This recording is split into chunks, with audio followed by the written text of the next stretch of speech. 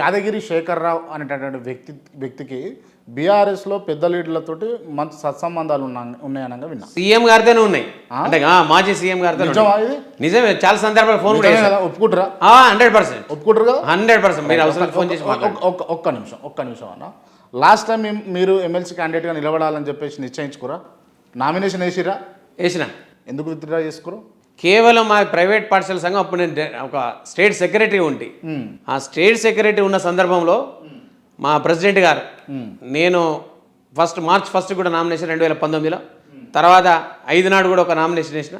8 నాడు మమ్మల్ని ప్రగతి భవన్కి పిలిచారు. ఒక 15 మంది మా యొక్క ప్రెసిడెంట్ కానీ మాకు సంబంధించిన వర్గం అంతా కూడా ప్రగతి భవన్ పిలిచారు. అప్పుడు పెద్దలు హరీష్ అన్న, కేటీఆర్ గారు, వినోద్ గారు, పల్లె రాజేశ్వర రెడ్డి గారు, చాలామంది, ఒక గంప అంటే అనేక మంది, గోవర్ధన్ గారు, నారదాస్ గారు, డాక్టర్ సంజయ్ గారు, అప్పుడున్న ఎమ్మెల్యే సుంకే రవిశంకర్ గారు. ఏం జరిగింది అక్కడ? చాలా 3 గంటల చర్చ జరిగింది. దేని గురించి?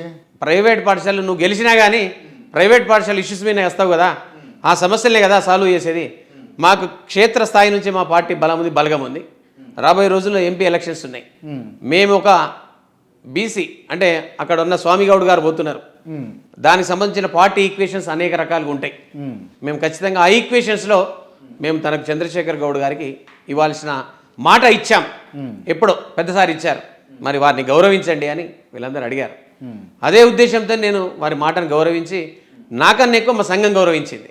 నేను ఏడ్చా, నేను డ్రాప్ కాను అన్న. కానీ మా అధ్యక్షుడు శ్రీనివాసరెడ్డి గారు, శేఖర్ గారు మీరు డ్రాప్ కాండి, డ్రాప్ అవ్వడం వల్ల మీకు ఏదో ఒకటి కార్పొరేషన్ సంథింగ్ మీకు ఇస్తారు ఖచ్చితంగా అని కేటీఆర్ గారు కూడా మాట ఇచ్చారు.